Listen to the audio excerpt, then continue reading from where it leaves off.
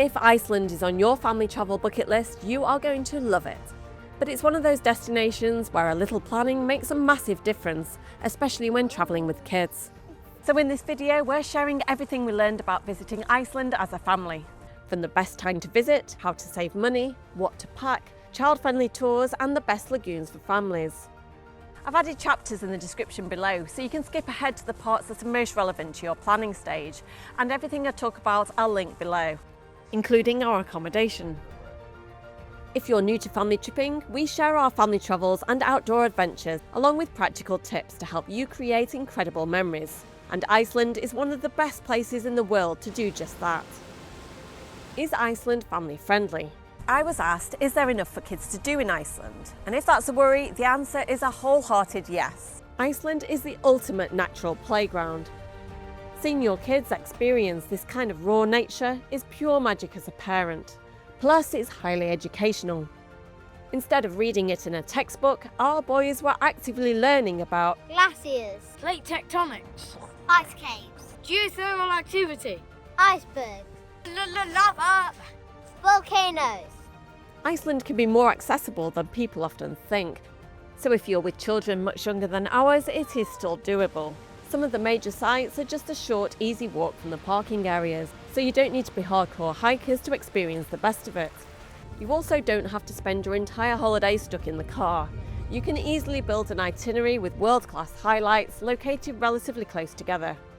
For example, pairing Reykjavik with the Golden Circle gives you a perfect taster of Iceland. That was actually part of our 7-day itinerary, so make sure you check out that video next as it covers everything we did. Now, the biggest mistake I see parents make in Iceland is trying to cram too much into one trip. The Ring Road is a famous route that circles the island, but unless you have at least 10 to 12 days, I personally wouldn't recommend it with children. You'll just end up spending too much time driving. Our 7-day itinerary focused on the south, where a huge concentration of the main highlights are. We still packed a lot in, probably a bit too much if I'm honest, but our boys have great stamina, so it really just depends on your family's pace. Which brings us to the big question, when is the best time to visit Iceland? One of the reasons we managed to see so much in 7 days was the amount of daylight. It's the end of May and that's what midnight looks like. In contrast, if you visit in the dead of winter, you might only get 4 or 5 hours of true daylight. Winter in Iceland is beautiful, but it brings with it some challenges. Driving can be incredibly intense, certain roads become completely impassable, and you'll likely end up relying heavily on organised tours. If the weather turns really bad, those tours can get cancelled, which can really disrupt your plans, and that might not work for your family. You do have a chance of seeing the Northern Lights though from September to March, but we'll be talking more about that later in the video. From April to September there's whale watching, and from May to mid-August puffin spotting. Visitor numbers rise significantly in the summer, but you can use the long days to avoid peak times at the major tourist sites. And of course you have the peak season price spikes. For us, late May was the perfect sweet spot. It's still shoulder season, but the weather can be good, there's fewer people, and the prices aren't as high as they can be during peak summer. How to save money in Iceland? As Iceland is one of the most expensive countries in the world, cutting costs was a massive priority for us, and travelling in the shoulder season was just step one. Our biggest money saver was booking apartments instead of hotels. Not only are they generally cheaper, but they also work out so much better for families. You get more space, separate bedrooms so adults can stay up after the kids go to sleep, and total flexibility, especially with eating. We only ate out 2 or 3 times in 7 days, and the links are below. Staying in apartments can also save you money on flights. If you choose an apartment with a washing machine, you can pack less and save on luggage fees. You might also want to consider camping and camper van rental to help with your budget too. Best tours for kids in Iceland. There are endless tour options in Iceland, but costs compound fast. Fortunately, the best entertainment is the environment itself, and that's free or with a parking charge. To keep our budget in check, we only booked one what I would deem proper excursion, the Katla Ice Cave Tour. I'll drop the link below. If you're hoping to see the Northern Lights between September and March, you might be considering an organised Northern Lights tour. So I just wanted to share my thoughts. I personally wouldn't book one with children because there's often a lot of waiting around and it can get cold. And the lights might not show up, although most operators offer another chance. Instead, you can book an apartment away from city light pollution and track the aurora yourself using an app such as My Aurora Forecast, which we used in Finland.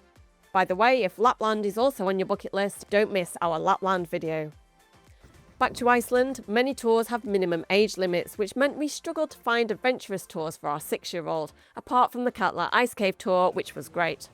The Zodiac boat tour at Jökulsárlón Lagoon was from age 8, but 10 minutes down the road at this lagoon it was age 5, so we did that one.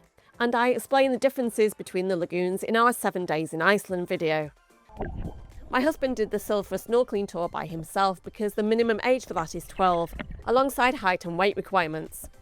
We did do some paid activities, such as a short family trek on Icelandic horses, which was lovely, and we paid for tickets to Perlan Museum, Fly Over Iceland and the Lava Show.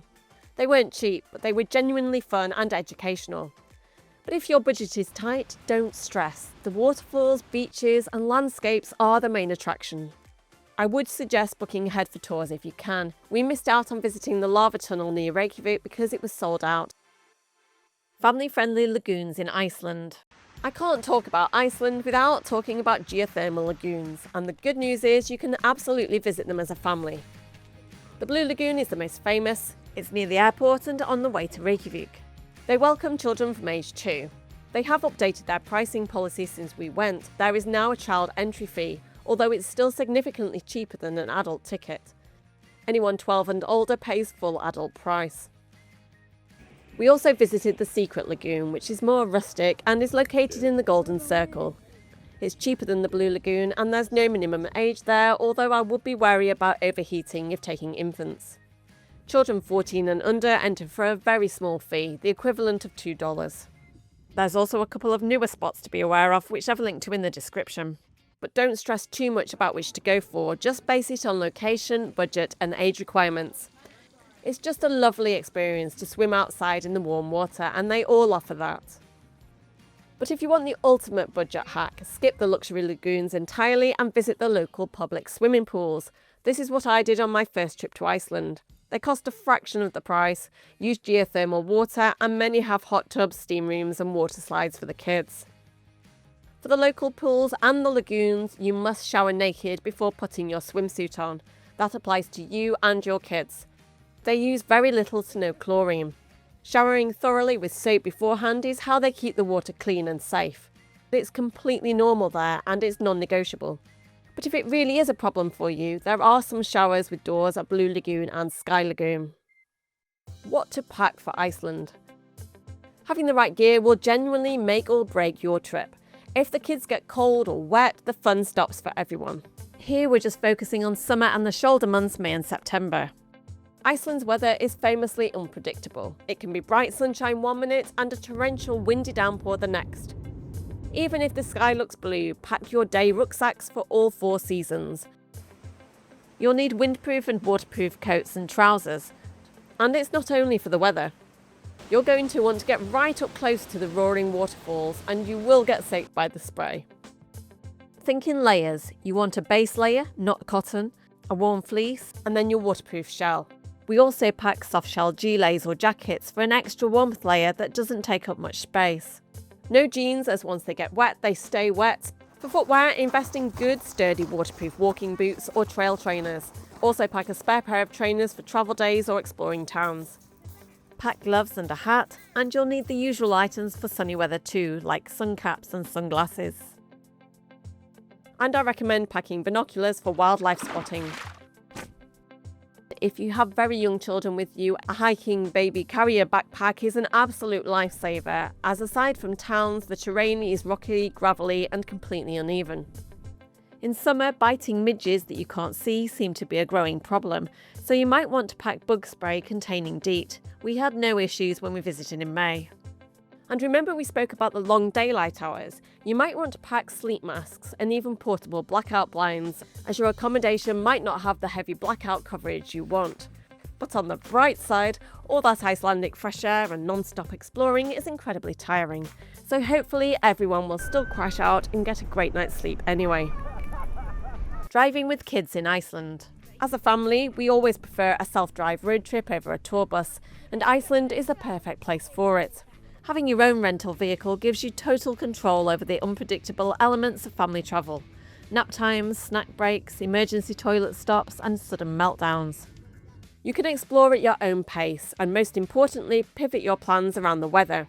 Adding car seats and booster seats onto your rental contract can get expensive, and you never quite know what condition they'll be in. We prefer to fly with our own car seats, which most airlines let you check in for free. Just double check with your rental company to make sure your seat is compatible. Most have ISOFIX. How safe is Iceland? Crime rates are very low in Iceland, but it's always sensible to keep an eye on your belongings, especially in busy tourist areas where you might be distracted.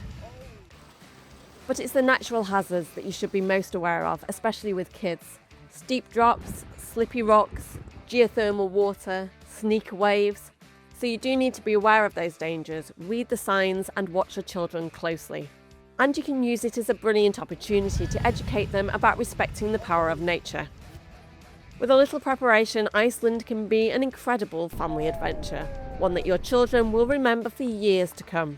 If you haven't watched our full itinerary video, do give that a watch next, as it should really help with your planning. And I will try to answer your questions in the comments. Please consider subscribing because it helps us make more of these videos for you.